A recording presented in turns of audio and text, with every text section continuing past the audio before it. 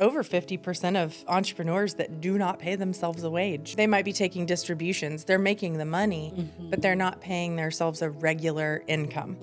Whatever that looks like, whether it's salary, 1099, however they structure it. But over half of entrepreneurs are not doing that. And so how do you plan for retirement, or even how do you plan to pay your monthly bills if you don't have a regular income? I think we, especially women, tend to not know our worth, right? And we question ourselves constantly. Should I be paying myself? Should I be paying myself first in a retirement plan? Can I afford to do that? How can I justify charging this amount? I don't have that much experience, or what am I bringing to that client? When the reality is, if you set your fees too high, you're going to know it really quickly. Right. Because your clients are going to say no. Your prospects are going to say no. Right. And they're going to go on to the next person. And if that's a trend, then you're going to know that your services are too costly. Right. And then you have to reverse engineer what you're billing for, right? The sooner you can get started, the better off you will be in your future. Your financial health will benefit from it drastically. Compounding interest is a very powerful tool.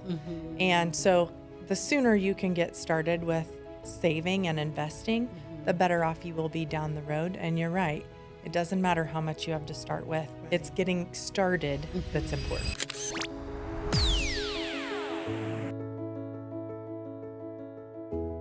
Hello and welcome to another episode of the Own Your Brand Show. I am excited for today's Behind the Brand series.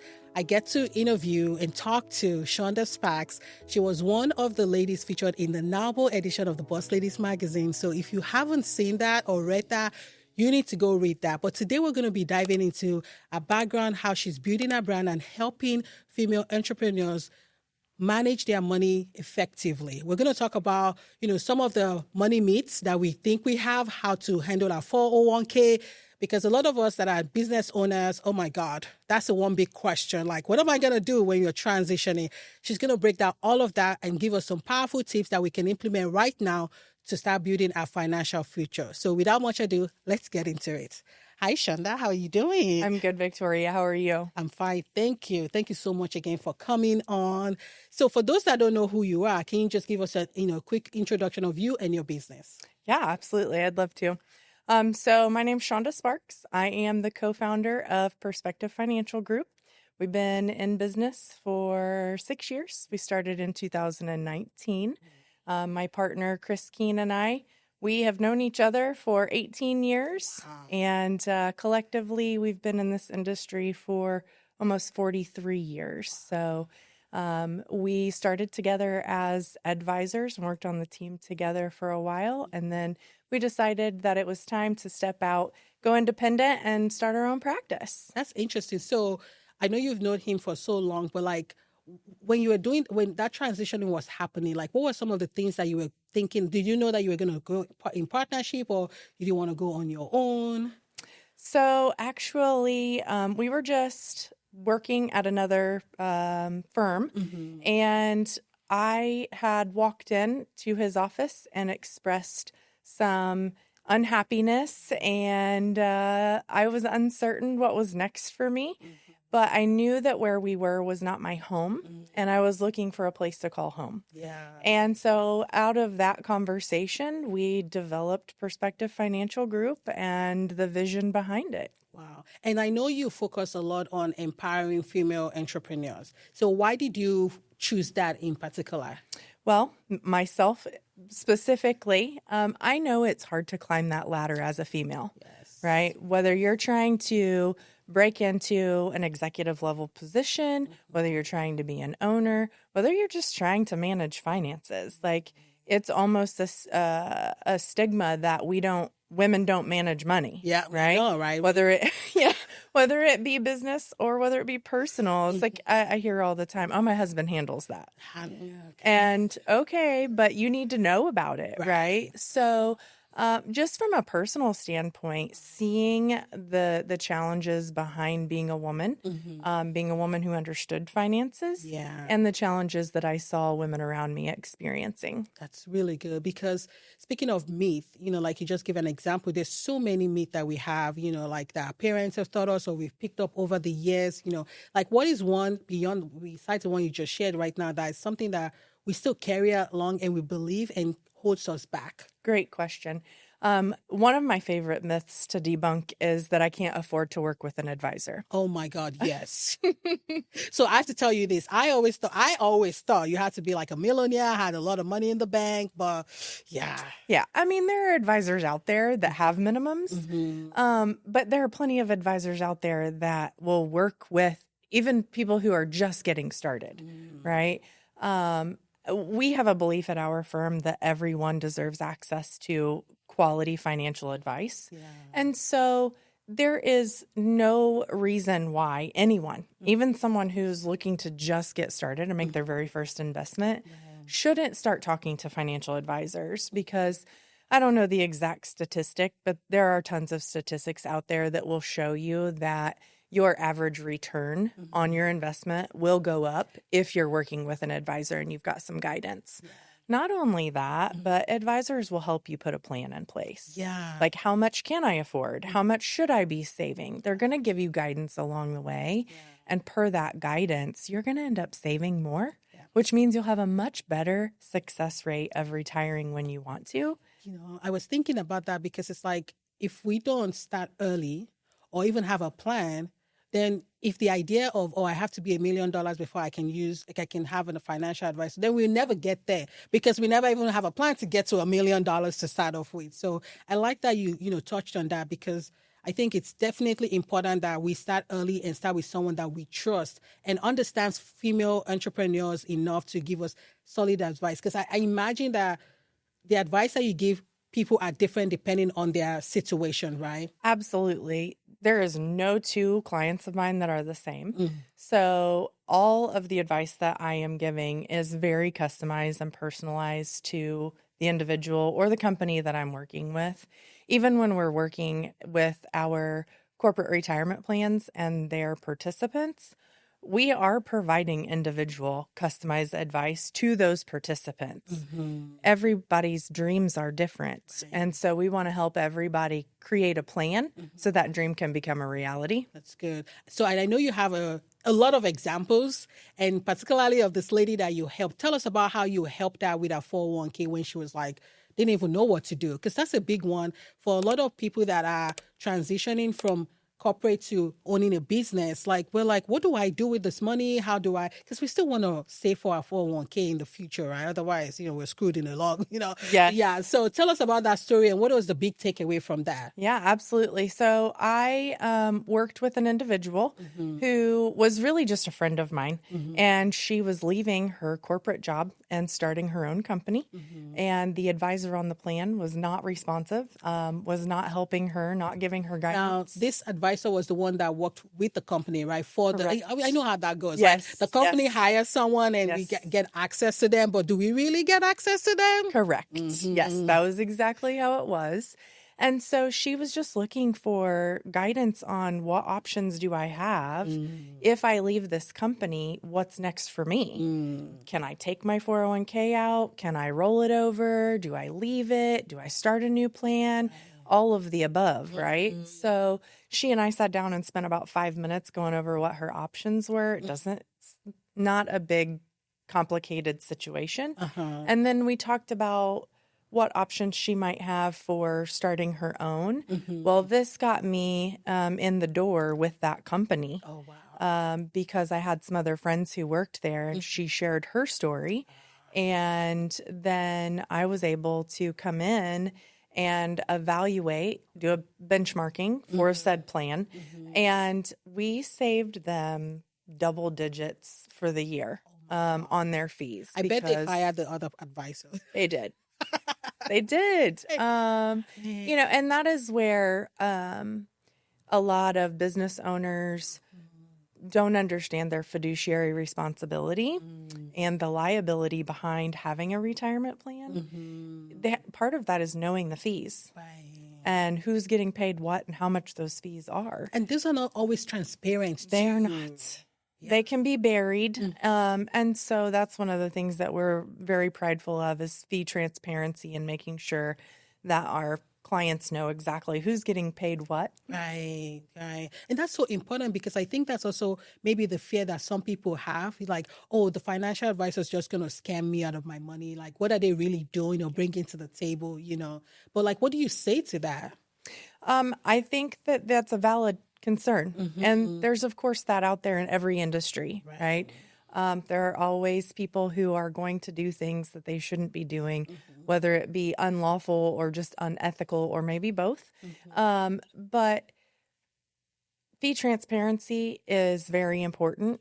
And if you don't see those charges on your statement or your advisor is not willing to tell you what you're paying, that's a huge red flag.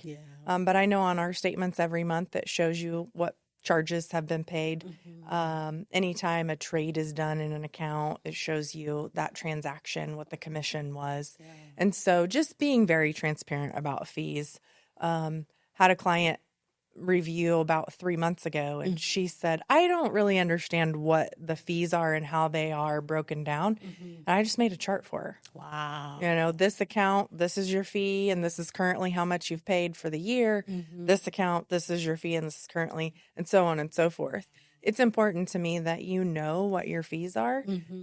You wouldn't go to the grocery store and go check out and blindly run your credit cards. So true. Right? That's right. Yeah. You don't go to the mall. Maybe you do go to the mall and blindly run your credit card. I know. But I mean, we tend to know what we're spending our money on, right? Even if it's just in the moment and then we forget it tomorrow.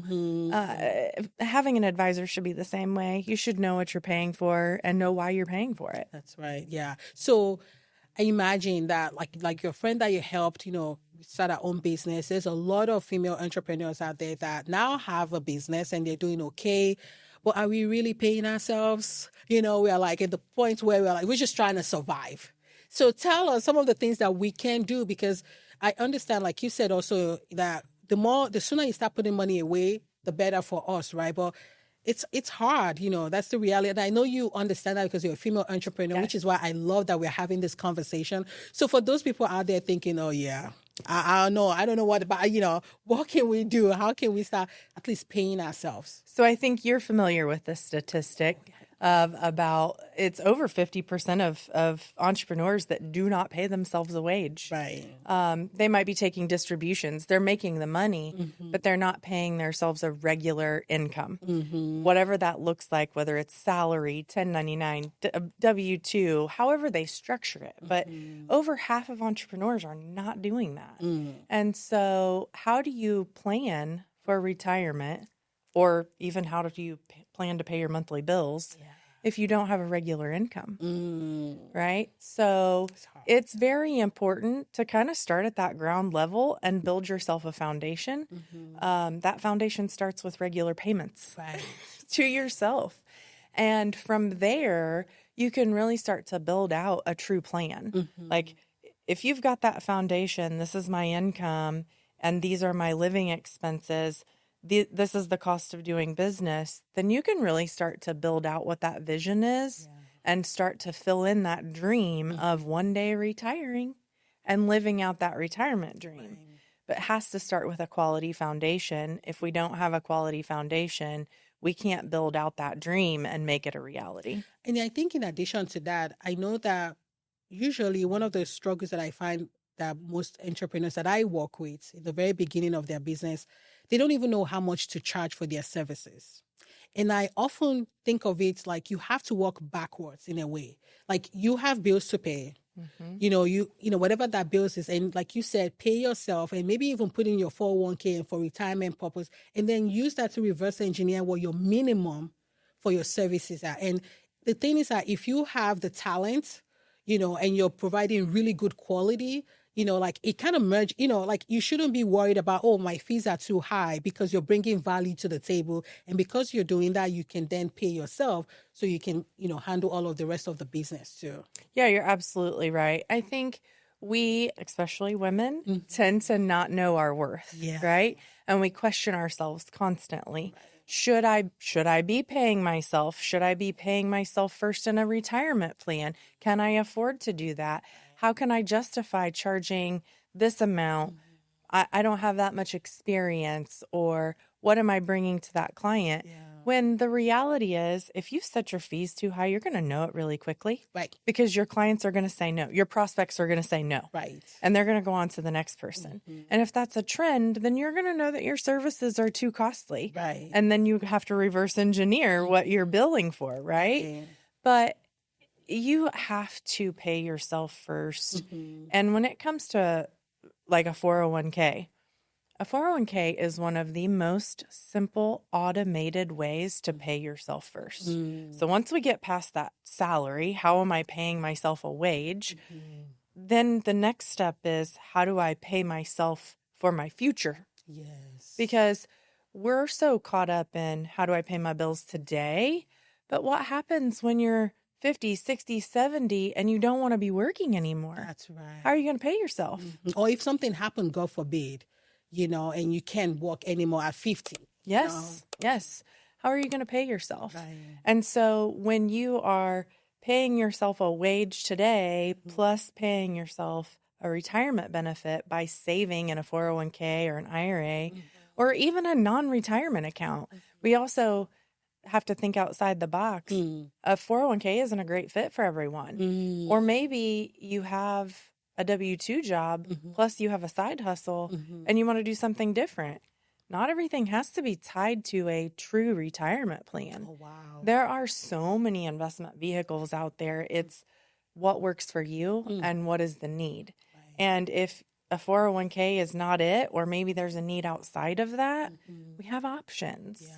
And this is where finding someone who can give you that guidance and that advice is invaluable. Yes. I'm beginning to see that too, because I know it was one of the things that I was like so worried about, like, what am I going to do with my health insurance and my 401k and, all the things. And I started learning a little bit, about what other options are out there. There's IRA, there's all kinds of things that I can't even remember what the names are right now. And, so I think I see the value for sure when I was working through that process, but really in hiring someone that not only understands what options are out there, but understands you as a person and understands your business as well. Yes, I think that is incredibly important.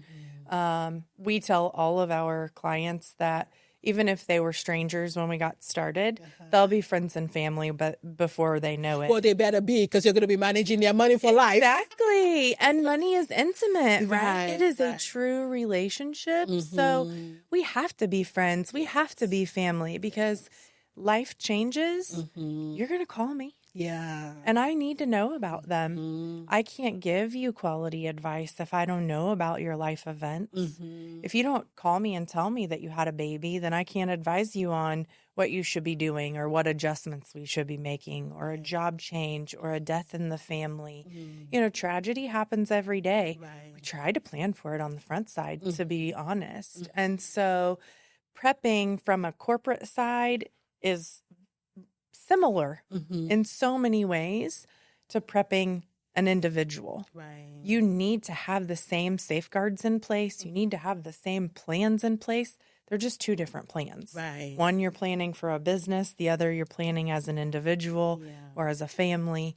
And it's similar, slightly different, but similar. And these are all the things that you do, right? Yes. Okay. Yeah. Yeah. We work with, I would say our business is about 50% corporate, whether it be corporate financial planning or corporate investments or corporate retirement plans. But we're pretty split down the middle, working with individuals and business owners. But most of our individuals are business owners. Oh, I see. That's good. That's good that you have such a wealth of experience. You said 43 years between you and your partner. That's good. Yes. Because money is such a big deal. Like, I'm like, ooh, do I trust this person? And, but, and it's our livelihood, we depend a lot on it for so many things. So I know you have a women's wealth builder program. Tell us a little bit about that. Oh, I would love to. That actually came out of my work with NABO, the National Association of Women Business Owners. I saw a need All of the members are business owners or working for a business.